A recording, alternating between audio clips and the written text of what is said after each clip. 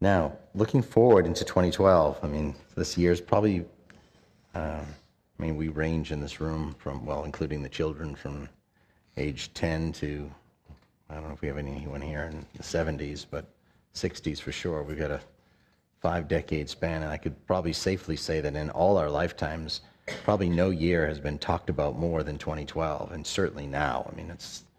It's the headlines in all realms too, not just the New Age world, but it's now gone global. Everyone's talking about 2012, from motherships and ETs and the end of the world and Mayan prophecy and the end of the calendar and what's going to happen and Age of Aquarius, Enlightenment, and who knows what. So, and it will continue. And the movies coming out and the books and all the supposed experts and I put quotes around the word experts. So, but one thing is for certain, it's quite a ride, as we've already seen. And if you thought 2011 was a big ride, wait till you see 2012. So I have a special gift to help you all, you in the room and all of you watching, listening in the whole world. The thing that will be your life raft, your insurance policy, your guarantee of victory and success. I could not think of a better dispensation for this year than to proclaim 2012 as the year of faith. And faith is it is only through faith that one gains intimacy with God, period. And faith is what bridges the gap between the world of spirit, the world of the unknown and the invisible, the impalpable, and the world of matter. And it's that intangible, cryptic, mysterious world and quality of faith that has been so lacking in the world, and it is what is needed now more than ever. And it was no coincidence that we had that 2011 is the year of the Guru, to create that learning curve for people to begin to open themselves to trust another, to surrender to wisdom, to guidance. It's that humbling that has to happen. And faith requires a type of humility. It requires humility to have faith, because again, there's that trusting in the unknown, and the intangible, and the invisible. And not only faith in what's outside of you, but faith of what's inside of you. Of course, everything's inside of you. Even what's outside is ultimately inside. But then there's the faith in yourself. Like Tamara, you were talking about everyone and everything in your life said no, no, no, no. And you just said, I've got this burning inside. I have to do this. Even if I fall flat on my face, even if everything all of you said comes true, I have to do this. I just have to. And so there is a faith in that. That is a type of faith in yourself and your conviction. But I also don't want to mislead people, because while I understand all that you said, there are other people who on the outside make and have made choices like you did, but for very different reason. Their choices were out of resistance, out of willfulness, out of fear, like Zimmeron shared. I knew exactly what the truth was. My guru had been guiding me for 14 years, and I said, no, I will not. I want to do it my way or the highway. And he said, and then the humblings came. So he had power and strength in his conviction, but for a completely different motive than yours. He knew the divine guidance and said, and pick a finger, gave it the finger, so to speak. And yours was that deep, I know this is what my heart of hearts is asking. So while there needs to be a faith in your convictions and what you know, it also has to be for the right reasons. It needs to be because it's what you feel in your heart is guiding you, and not something that is ego-driven or desire-driven or rebellion-driven or anger-driven. It needs to be that silent and sometimes loud whispering of the voice of truth, the voice of reason, the voice of love, the voice of God, the voice of Guru, however you want to, whatever label you want to put on it. And then you invest your faith with every cell of your being in that, and you just hold on. I mean, this is the year of, clutch the hem of my garment type of consciousness of when the you-know-what hits the you-know-what. I would just hold on. I'm not sure where this is going. I don't know the outcome. There's fear, there's question, there's doubt. I know one thing.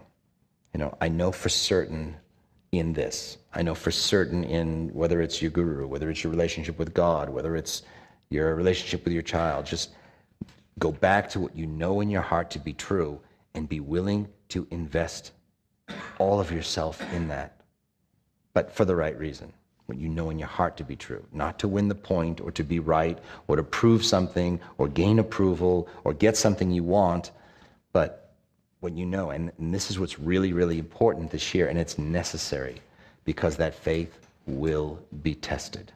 I guarantee you, even those of you who have very strong faith, and some of you here do, have very, very strong faith, it still will be tested because the only thing constant is change. And remember, the path of comfort and the path of growth are mutually exclusive and diametrically opposed. So you're constantly growing and expanding, and the way you create that expansion is by increasing your faith, increasing your trust, and taking those steps, continuing to step off the edge of the cliff into the unknown, knowing that God is there for you, knowing that Guru is there for you, knowing that the universe is there for you. And when you do that, you will succeed, you will have victory, and you will be taken through the storm, taken through the wormhole. There are people, and many of you in this room, I mean, again, there's 65 or odd different souls in this room, and every one of your lives is different in some way, and many of you have similarities, because the fact that you're all here is something you have in common. The fact that you all, to one level or another, allow me to serve you in whatever capacity is something you have in common. So, but at the same time, how it plays out in your lives will all be different, some with similarities, but it'll be different and unique. And some may say a year from now, oh, that was, he was a little over the top and dramatic, none of that happened. And others will say, oh my God, how prophetic those words were. I see how that, it couldn't have been any other way. So I'm asking you, beseeching you, imploring you to just heed my words and trust in this, that this will be the key. This is the golden key of faith, because a lot of stuff is going to, in some ways, all hell break loose in different areas of the world, in society. Some of the things we've already seen happening are going to go exponential this year. And there was a lot of madness in 2011. We've seen it, I described earlier, like in my own microcosm of ministry and ashrams, which is where it would appear first. So now on the macrocosmic level, you're going to see it, as systems and organizations that are not grounded and founded in love will continue to crumble and dissolve, but very quickly and very powerfully.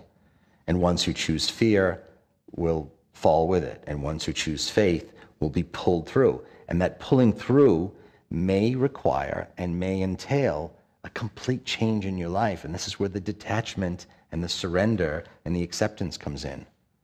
You may not have the same jobs a year from now. You may not have the same careers a year from now. You may not have the same spouses, the same houses a year from now. So what? You got to let go of all that. This whole planet is being pulled through a wormhole. And where you hold on is where you will have tremendous pain and suffering like you cannot imagine. Where you trust and have faith and surrender and let it take you. And it will. It's only the attachment and the desires that will create the pain in your life, not your circumstances in and of themselves. Because if you're in that surrender, you will be taken through. But if you're attached that it has to be this way, you will suffer. You cannot push the river. The river knows how to deliver every droplet of water from the mountaintop to the sea. You cannot tell it how to do that. And each of us is a droplet of water returning unto the sea or the sun of the infinite love of the Creator, which is ourselves, our true selves. So you can't push that river, and everyone who does suffers. And because of the amount of transformation that has to happen and is happening in so short a time, that requires a lot of change, a lot of quantum growth, change, expansion, transformation. So all the more, exponentially, the more you hold on in such a window of transformation, the suffering and pain is exponential. But the insurance policy is the faith. It will be. It will be. If yours is weak, make it strong. If it's strong, recreate it and reinvent it 10 times over. And you will be very, very wise and very rich and very happy at the end of the year. Rich in your hearts, I mean. And perhaps rich in your pockets too, if that's your dharma. But rich in your hearts is the ultimate wealth. You will feel that and you will see the fruits of that. And a year from tonight, those of you who are with me in the physical, we'll have that discussion and you'll see the acid test. You mark my words. If your faith was strong and you trusted and just, I'll hold on, and you'll see the amazing change that will happen. And for some of you, your lives may not change very much. Some of you may be in very high alignment with divine will for you right now, and some of you may be in very high levels of surrender, and your faith, a lot of you have gone through this already in this year. Some of you have shared that already. I mean, I'm looking out and I see several people who've actually gone through that process, the purging, the humbling, the purification, the clarity, I have now new perspective. I now know my priorities. I know what's important in life. You built that foundation this year. For those of you who built it in 2011, your 2012 will be very, very easy. It'll be very graceful. For those of you who did not build that foundation in 2011, you'll have an opportunity. Again, God always offers the path of grace first. So I'm offering you the path of grace here through this divine revelation to say, if you see this and do it, even though you hadn't built the foundation, you can have it like that. If you galvanize yourself on faith, connect to what you know in your heart to be true, get those priorities straight, and realize that everything in this outer world is ephemeral. It wasn't here when you came, and you can't take it with you. Place your priority and your investment on what is true. And that is the love in your heart, the relationship you have with your Creator, the people you love in your life who are important, your soul family, the ones who share your dreams and visions. Get strong in that and draw strength from that. And even, like I said, had you not built that foundation in 2011, you can have it immediately and still have a graceful year. But if there's willfulness, defiance, rebellion, control, I'll be there to hug you and wipe your tears a year from now. Though you'll probably have plenty of people along the way to do that. So I would like to share with you, getting close to the magical moment here. It's so cool that we're bringing in 2012 in Sedona, Arizona. I just think that's awesome. Thank you all for helping to create that. I have in my hand a crystal, a gemstone, that I looked far and wide, and this is the one that most perfectly will empower and protect and source and fill you with the energies that will help with all that I spoke this year. The stone is a little-known stone. It was only recently discovered. It's a type of quartz, and it's been named azeztulite. And it's the people who found it and mined it and have actually put a patent and a trademark on this stone. They describe it as being sourced by these divine beings off planets who they've named the Azez, but that's neither here nor there. It's the qualities of the stone is what are important, what I want to convey. The stone is said and known to hold and convey the amalgamated energies, the totality of what they call the nameless light, which is really the purest love of God in all its many aspects and attributes. I mean, the full rounded totality of the Godhead is said to be held and emanated from this stone. So in a faith is what creates that intimacy with God and is the most powerful vehicle to galvanize that. A stone that invokes into you the full breadth and scope and realm of the Godhead, of that pure love, unconditional love of God coming into you and rinsing you and rinsing you and filling you and filling you. So, so this is the stone that I'm recommending you use this year, on your body, in your meditations, holding your consciousness. It will be very, very helpful. And you'll feel it has such a soft quality. To some people, it might feel like nothing. It's almost like holding a ball of cotton. But it's just so gentle and so pure and so soft. And these gemologists, I shouldn't say they're technically gemologists, but these gem experts who speak of this, they describe it as, in their professional opinion, and they study all the gems in the world, as the most powerful gemstone on earth. And a few years ago, I shared with you another of the most powerful gemstones of Moldavite. Their energies are very different. I know many of you still wear your Moldavite to this day, as I do, every day of my life. And I have them at home that I use for different reasons. But these two together, they have very different qualities and energies. But this one here, as I said with Moldavite, this too is one of the single most powerful crystals in the world. And its qualities are so all-encompassing. So it works on all the chakras. It works on your full auric field. It works on integrating your light body. So it literally works, different crystals have certain qualities in certain chakras. This one has all your chakras, all your light body, integrating your I am presence. It's the whole kit and caboodle. It's really like the God stone, you might call it. So because this year is so critical, and it's so fast, and it's so intense, and it's really like, I use that word wormhole. There's so much happening so fast and so powerfully. I wanted to get a stone that would be the consummate totality of the most God, the most love and light you could pull into your body in all levels of your being. And that's why I chose this stone. So, and again, it doesn't mean it's better than other stones, because different stones have really powerful qualities for a certain aspect of your consciousness or certain chakra. But for what needs to happen this year, so much, so fast, I wanted something that would give you the most light in the most areas of your body, in your aura, in your consciousness. And that's why I chose this one. So